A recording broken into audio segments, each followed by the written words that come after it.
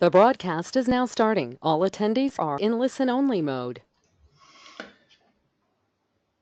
Well, hello everybody. Welcome to module number 3 in the Executive Lunch and Learn series. Tim Baker is my name, and I'm looking forward to working with you today on a very important topic. But what I want to do to start with is just remind people that you'll receive a copy of the slides, and you'll also receive a copy of the recording at the end of the presentation. So just relax and enjoy yourself, and just reflect on some of the things that I talk about rather than try to take copious notes. There's no need to do that. You'll get everything that you need at the end of the presentation.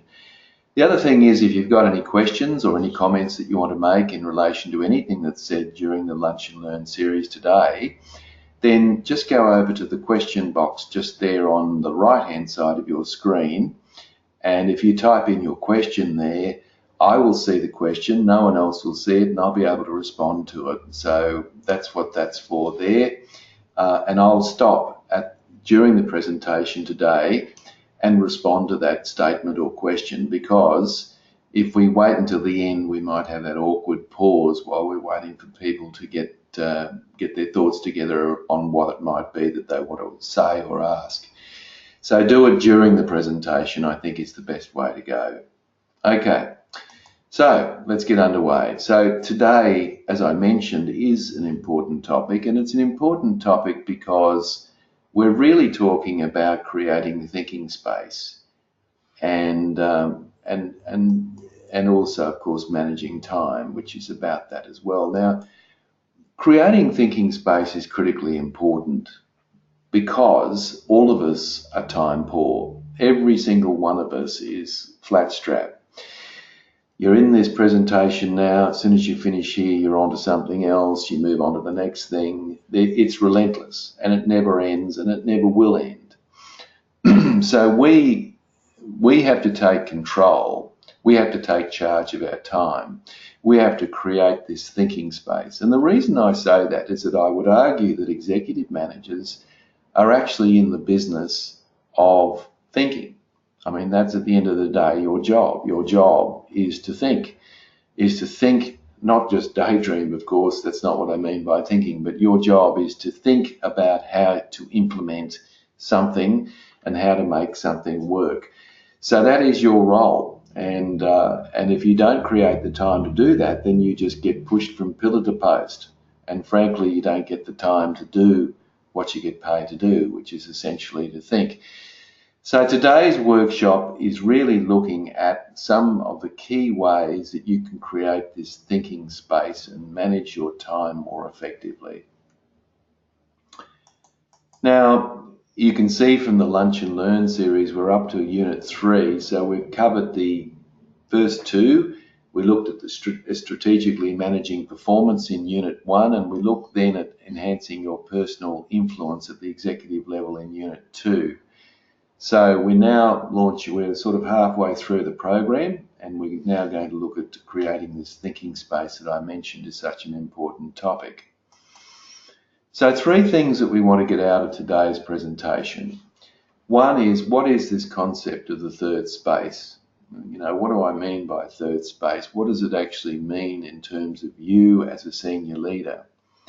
Secondly, I want to talk a little bit about getting your thinking straight, because now is an opportunity where I have your undivided attention for the next hour, hopefully, that we can talk about what you need to do to reorientate yourself around your thinking to get it clear. And then, of course, I'm going to share with you a bunch of tools that will help you to create this third space that I mentioned earlier, and of course to manage your time effectively as well. So that's essentially what we're trying to do in this broadcast.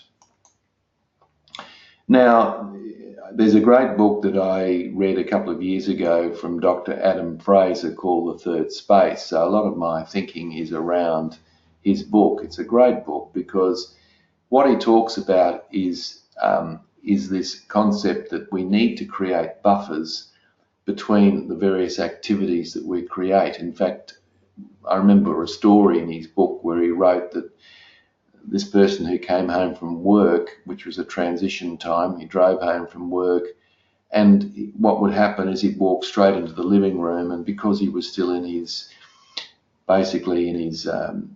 work uniform, which was a tie and suit, he started ordering his children around like he would in the workplace, because he hadn't created that third space, that buffer between his work life and his home life. So he went to the extreme.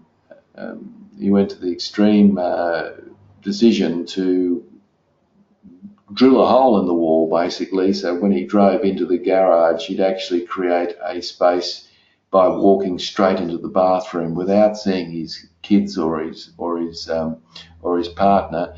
He'd have a shower.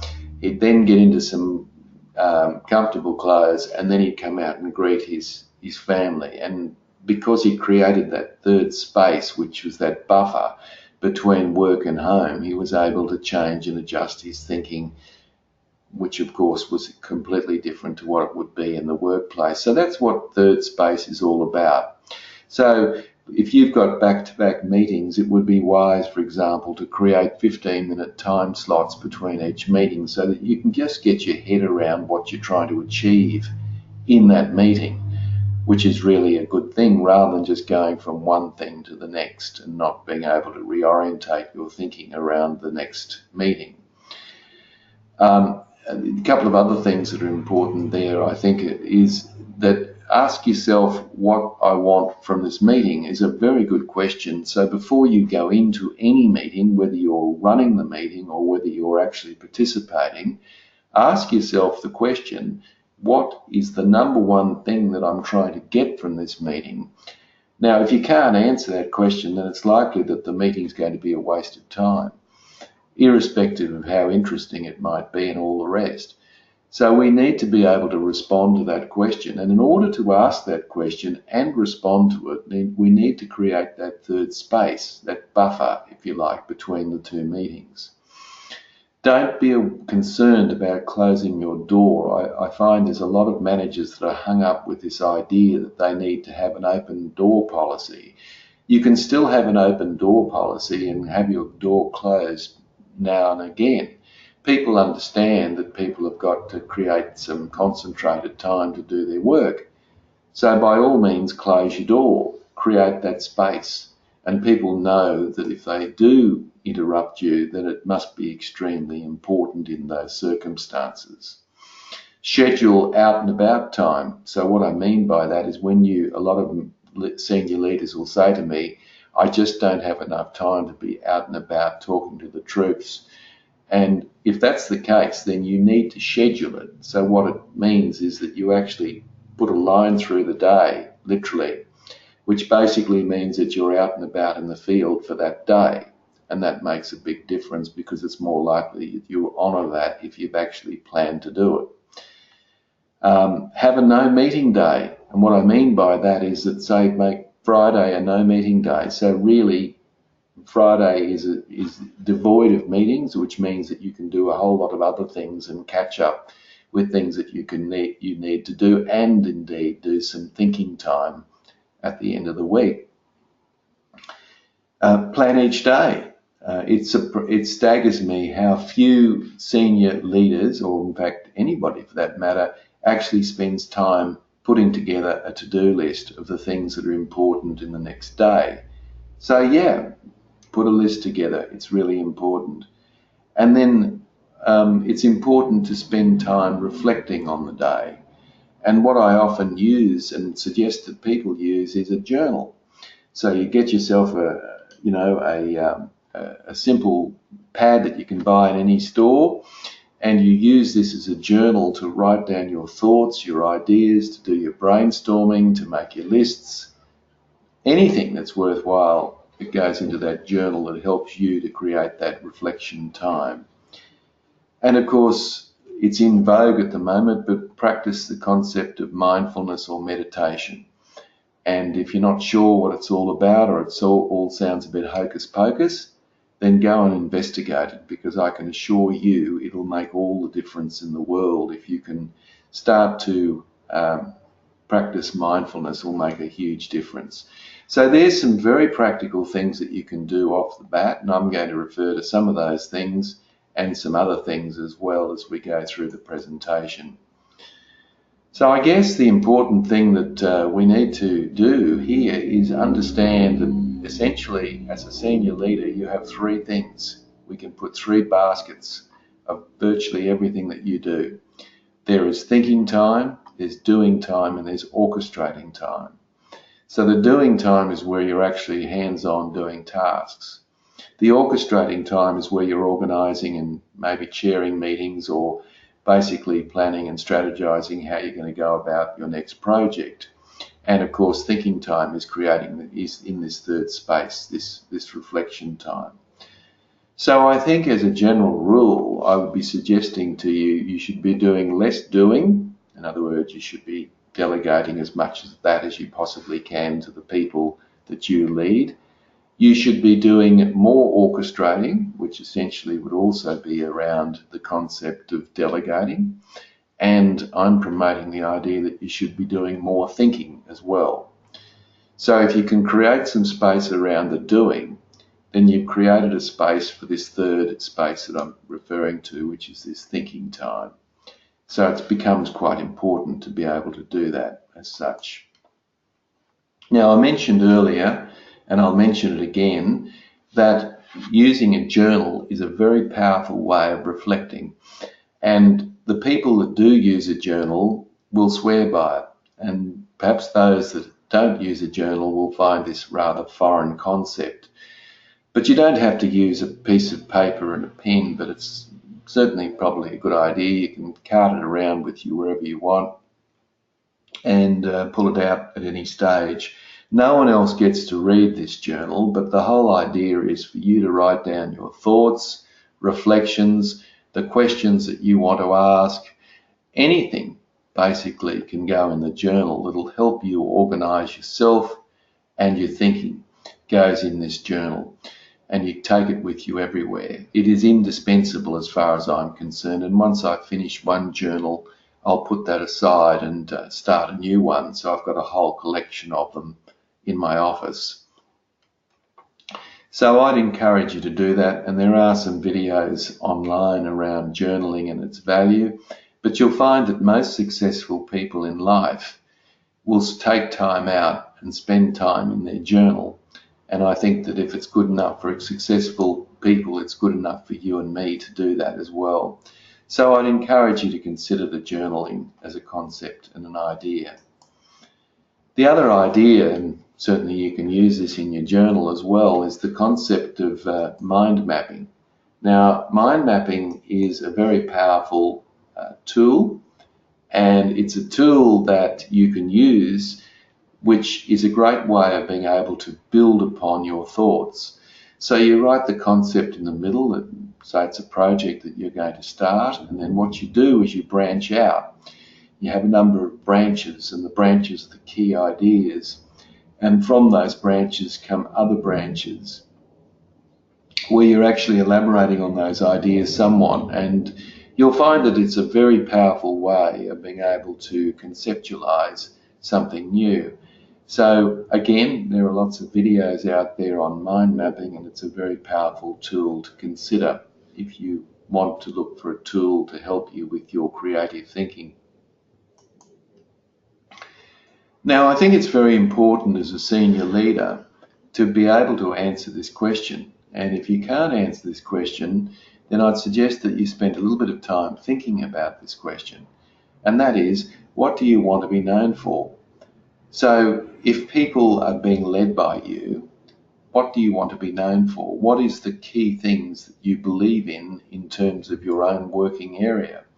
If you can't answer that question, I can assure you that no one else in your team will be able to answer that question, nor should they, unless you, of course, have worked that out for yourself. So another way of putting that is, what is your legacy? What do you want to leave behind? When I say leave behind, I mean when you move on to your next role. What value add do you want? And that's an important question. So if that's a question that you struggle with, then I'd suggest that that might be the first place to start to think about that, is what do you want to be known for? Now, the question then, I guess, is where should we do this thinking time? I mean, it's all very well finding the space, but where do we actually do it? Well, there's a lot of, there are a lot of scope to be doing this. I mean, if you've got the luxury of an office, and I suspect the majority of you would have an office, then of course, as I said earlier, you can close the door and spend time. Now, I know a senior manager who is in charge of 9,000 people, so a fair degree of responsibility. And he told me that at 10 o'clock every day, he closes his door, he orders a muffin and a large coffee, and he closes the door and he spends that time in reflection or third space or whatever you want to call it. And nothing, no matter how important it is, will interrupt him during that time. Now, I think that's a great thing. So he does that each day to make sure that he's thinking through the meetings he's got coming up, what he wants to achieve in those meetings. He has a look at his diary, what he's got in front of him, and what he wants to achieve basically for the rest of the day, and what perhaps he's been achieving for the balance of the day, in the morning session. So look, that's one possibility. Another possibility is to just get away from your desk and find a space, maybe in a coffee shop or maybe somewhere else in the building where you're less accessible, and just spend that time using that time as third space time. So I don't mind where it is, but you've got to be the master of that, because if you don't decide where that is, it's not going to happen. So have a think about where you might consider having your thinking time as such. So I think this is a very important quote, and one I'm not sure where it came from, but nevertheless it makes a lot of sense to me, and I think it probably would make a lot of sense to you too. And let me go through it with you. You never have enough time to do everything, but you will always have enough time to do the important things. Now, this really sums up time management in my view. So you'll never have enough time to do everything. In other words, you have 24 hours in the day, and last time I looked, I had 24 hours in my day. And so whether you are a person, a poverty-stricken person on the streets of Calcutta, or whether you're Bill Gates, you have exactly 24 hours a day. So none of us can wave a wand and get 26 hours a day. We have what we have. So the question is, we have enough time to do the important things. The difficult thing to work out is what's important. So our job is to work out what our priorities are. And so if we've worked out what our priorities are, the next step is that we can discard, or at least put aside, those things that are less important. So that's being master of your own destiny, to be able to work on the important things. And if you do that, you can achieve great things, of course. So it is a very good saying, and one that I certainly do relish. Now, this was something I put together several years ago, and basically, if you look at your day or my day, anyone's day, it's a combination of two things. So the circle represents the day. It's not quite a circle, but you get the drift. The circle represents the number of hours that you put into work. Now, obviously, one of the ways to increase the hours is to increase the circle. So the idea could be that instead of working 14 hours a day, we could work 18 hours a day. All right. Now, that's of course that's quite popular and has been for a set period of time. But I kind of think that it's a bit futile. But nevertheless, what you can divide your day in is proactive and reactive. So as a senior manager, you will have to react to certain things throughout the course of the day, and often you don't know what they are, of course. They just happen at the spur of the moment. A crisis occurs and you've got to deal with it. So on the one hand, there are a whole bunch of things that will happen for you today after lunch, that you will have to deal with. Now, you don't know what they are, but you do know that you're going to have to deal with them and they will occur. But on the other hand, as a senior manager, you have the luxury of being able to procreate. In other words, to be able to be proactive in terms of the use of your time. So you may plan a certain number of activities, as I have this afternoon, and all going well, you should be able to deal with those activities and not be interrupted. So our day is a mix of proactive and reactive. So that's the first important thing. Now, as a senior leader, you would like to think that the majority of your day is more proactive than reactive. That's why you're a senior leader, that you get an opportunity to decide how you will spend your time. So you might first of all want to think what percentage of your day roughly is proactive versus reactive, and are you happy with that percentage? In other words, is it high enough? It will never be 100%, of course, because as I said, you will be required to react to certain things that occur in the workplace, and that's the way it is. You just, that's what happens. But if you look at both proactive and reactive as concepts, then there are different ways of dealing with them. Now, in your proactive time, that is where you choose how you spend the time, the key issue for you is, am I doing the right thing in the right way at the right time? Okay, am I doing the right thing in the right way at the right time?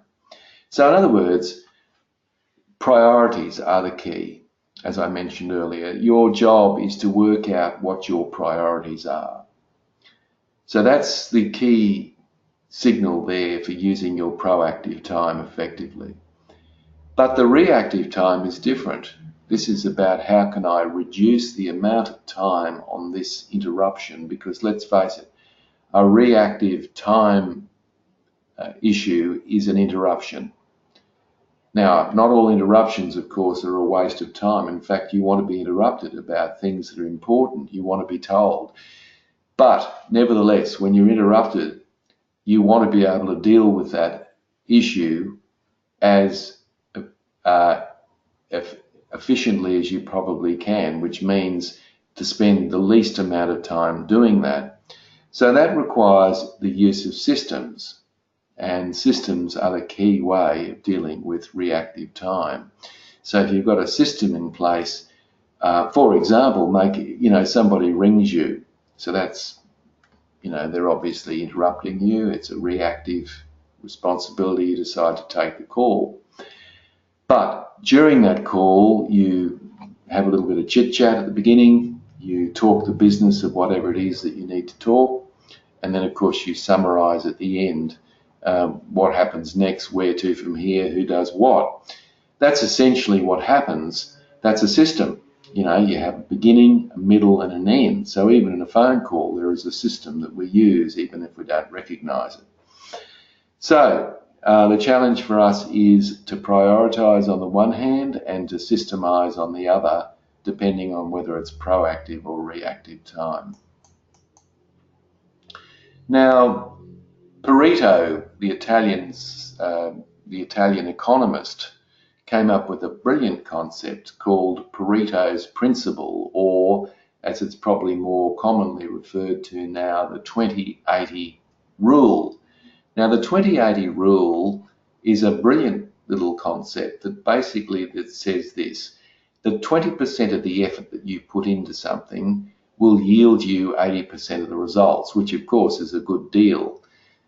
All right, but there is also another side to that, and that 80% of your effort will only yield you 20% of your results. So in other words, the effort that you put into something won't always be commensurate with the outcome that you get. And obviously, if you spend the majority of your day working on what we might call 80-20, that is 80% effort and 20% result, you'll probably go home that night not feeling too great about the results that you've achieved. Whereas if you have actually leveraged yourself to a 20-80, in other words, 20% of your results have given you 80% of 20% of your effort has given you 80% of your results, then you probably had you have had a very productive day. So the question that we've got to ask ourselves is, are we working on 20-80 or 80-20 type of matters that we're dealing with in the workplace? And the luxury of being an executive is that you get to choose more than anybody else how you might spend your time and where your priorities may lie, despite what you might think. Have a look at some of these concepts that I've put up here on your screen. Now, it might not be roughly 20-80, but I think you can get the gist of this. So let's just go through some of these and have a think about these. 20% of your efforts will give you 80% of your results. So that just means that during the course of your day, there'll only be a few things that will make a big difference. Not everything that you do during the day will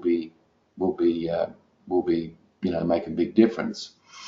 20% of your customers will make 80% of the complaints. That's true, isn't it? I'm sure you can recognize that if you're working in the private sector, that you've got a small minority of clients or customers that will probably be the pain in the backside, because they're the ones that'll take up and absorb all your time.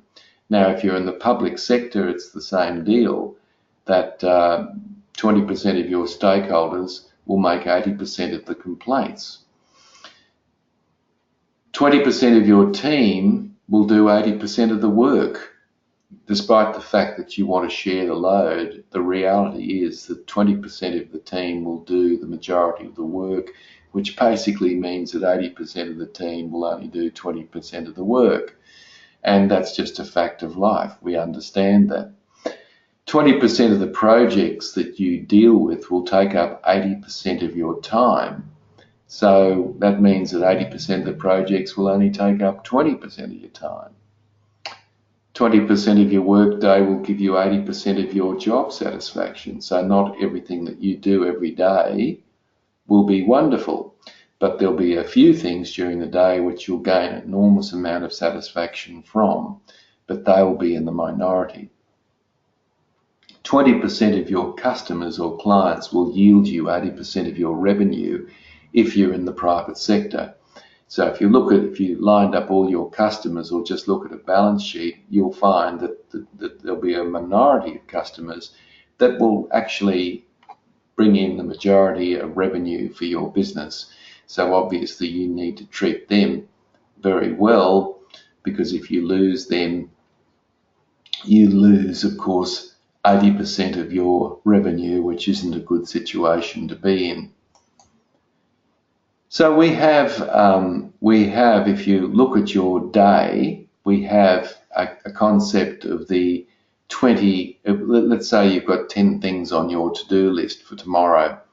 So you've decided that these are the 10 things that I need to achieve in order to progress tomorrow. So you write all those 10 things down. But the reality is that 8 of those things, whatever those things are, will give you 20% of your productivity. And likewise, 2 of those things will give you 80% of your productivity. So what that basically means is that you should be concentrating, given a choice, you should be concentrating on 9 and 10, because by doing 9 and 10, you'll get a high leverage for your day, and that becomes really important for you. All right, so let's move on. So the trick is to be doing what we call 20-80 type activities each day rather than 80-20 type activities. So Pareto's principle is a great concept that basically says that what you put in, you won't necessarily get out in equal amounts. So you need to be very selective about the things that you decide to pay attention to.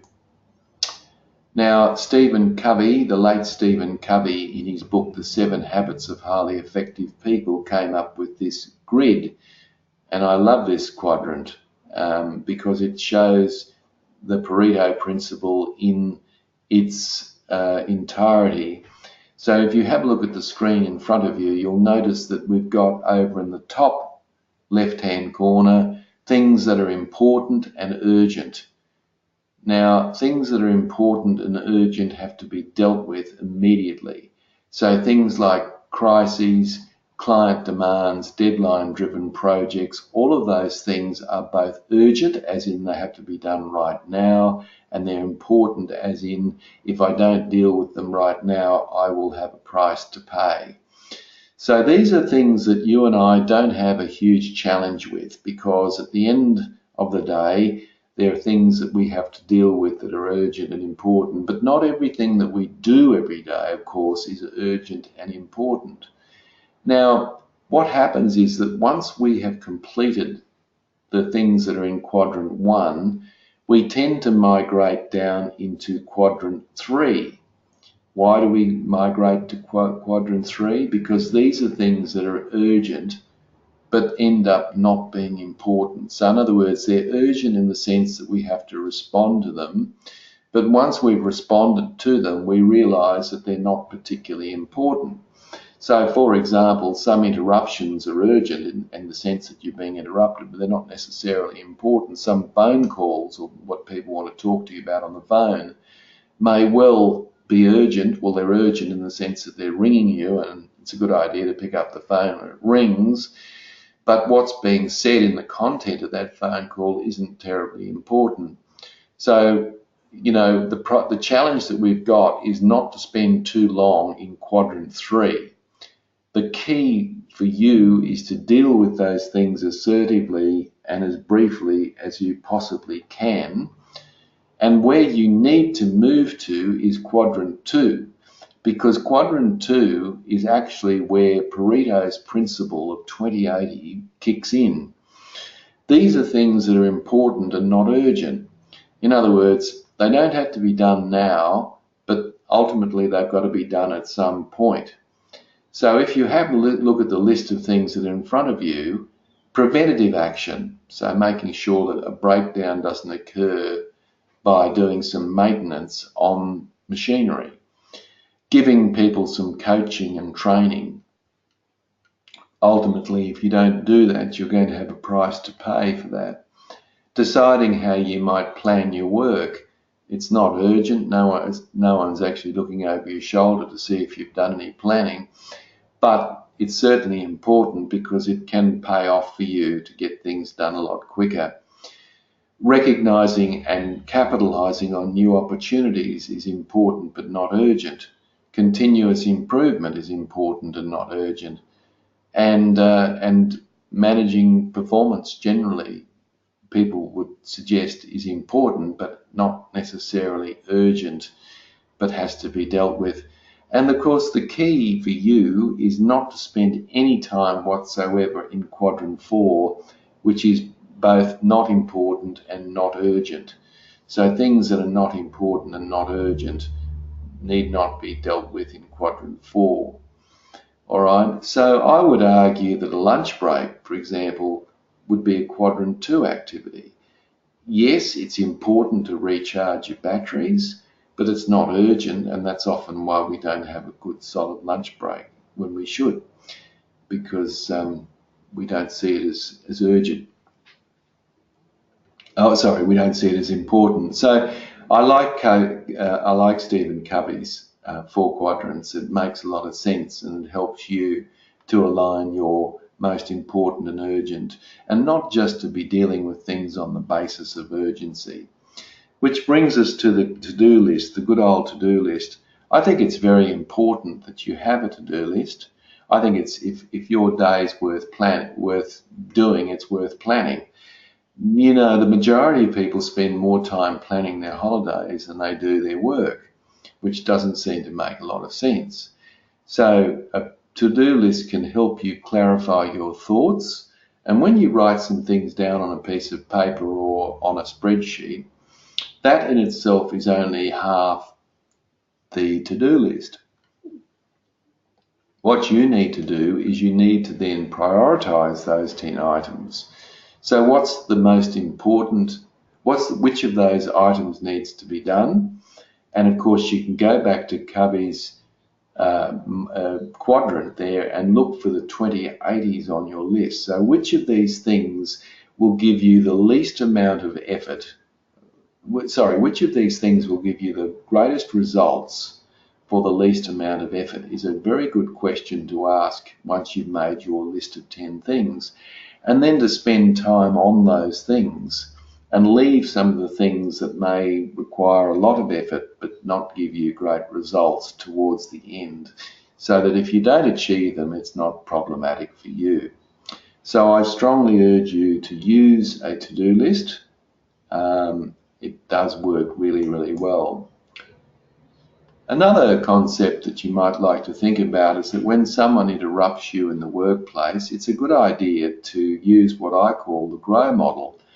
The GROW model is to start getting other people to think about the problem and not just to, carry the monkey into the room and put the monkey on your back.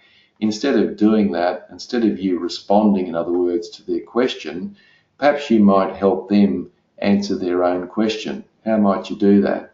Well, you'll see that on your screen there's goal, going anti-clockwise, reality, options, and way forward. So the first thing that when someone comes to you with a dilemma or a problem, is to ask them the question, what are you trying to achieve? What's your goal? What's the end result here? Because if the other person can't tell you what it is they're trying to achieve, then we're all wasting our time somewhat. So once they've been able to articulate to you what they're trying to achieve, you might then say, which is the reality, what are the barriers getting in the way? So what are the things that are stopping you achieve what you've just come to me about? And they list off a few things. And of course, this stops people going on and on and on about finger pointing and blame and all the rest of it. Just tell me the barriers that are getting in the way. And then you ask them, what are their options? And of course, they may say to you, well, that's why I've come to see you. And you say, well, look, if I wasn't here, what options have you got? And you'll notice the word is plural, so we're talking about more than one option. So you ask people to identify a couple of options. So if plan A doesn't work, you've got plan B or indeed even plan C. And then once you've got a few options on the table, the next question to ask, or series of questions, is what next? Or what do you need to do next? Or how can I support you to achieve that objective? Now, that might sound quite involved, but it actually means that you will spend less time with that person by doing that than you would by answering their question and listening to their complaints. I've seen people sit there for 45 minutes listening to people whinging and whining about a current situation and still be none the wiser about what it is that they want to achieve. So politely stop the person, ask them what they want to achieve, what's getting in the way, what are their options, and what do they need to do next is a good way of being able to empower or enable other people to get on with their job. The other thing I think you should be thinking about as a senior leader is, what are your values? Now, I actually believe that you can run your whole operation with two values. So my question to you is, what are the two values that are the most critically important to you in the work that you do as a leader where you are? Can you identify what they are? I hope so.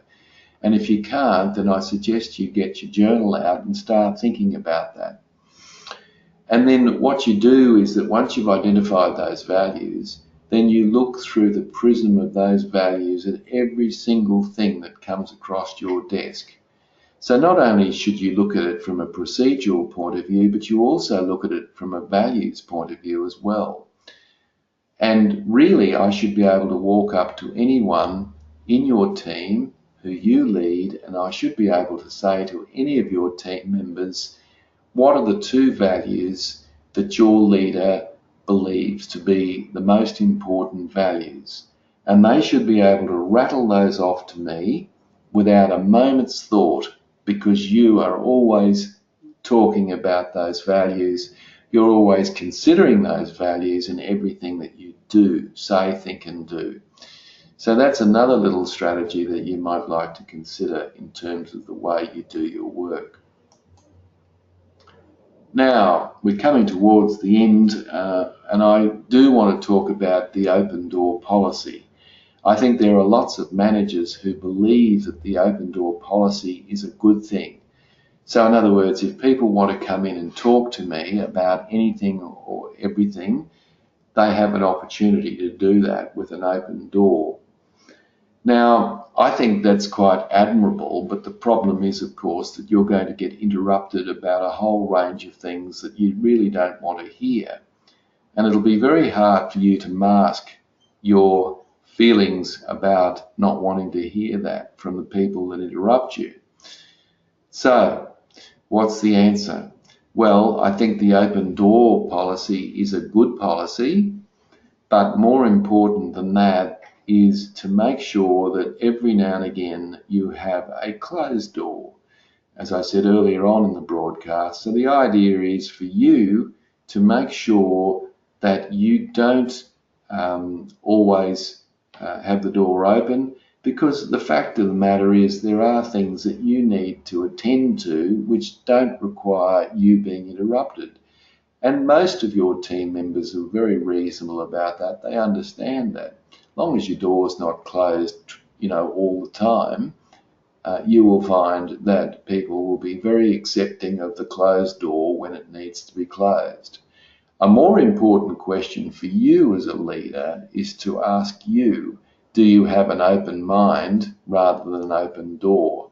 So in other words, having an open mind is more important than having an open door. So when people do come to you and they want to bounce ideas off you and talk about things that maybe you don't necessarily agree with, the question is, are you able to suspend your judgment and listen carefully to what's being said? In other words, to open up to the possibilities of being convinced otherwise. That becomes critically important. So hopefully that's helpful for you. By all means, have the door open, but don't have it open all the time, is essentially what I'm saying there. So guys, that brings us pretty much to the end of Module 3, and I've given you some homework here that I want you to attend to before we get into Module 4. And what I want you to do in this homework is I'd like you to complete I'd like you to apply something that you've learned today, and I'd like you to put it into practice. So I've thrown a lot of things at you today, and I would ask you to take one thing that you found useful, whether it's the GROW model or the to-do list, or maybe I need to close my door more often. There's so many things I've gone through today. So the trick is pick one thing and implement it immediately. And if you do that, you'll find that you're moving into a space, which is that third space we've talked about, and you're creating that thinking time, which I believe is critically important and is basically what any manager gets paid to do. They get paid to think. And in order to do that, you need to create the space to do that. So hopefully you found that useful, guys, and I'm hoping that you will be able to apply that in due course. And you can see that we've got another 3 units to go. So in 2 weeks' time, I'll be sitting down with you and going through options for organisational structuring. So until then, I wish you all the best, and I would say thank you, and I wish you to have a really wonderful, safe and productive and joyful weekend. Thank you, guys, and we'll see you in a fortnight. Goodbye.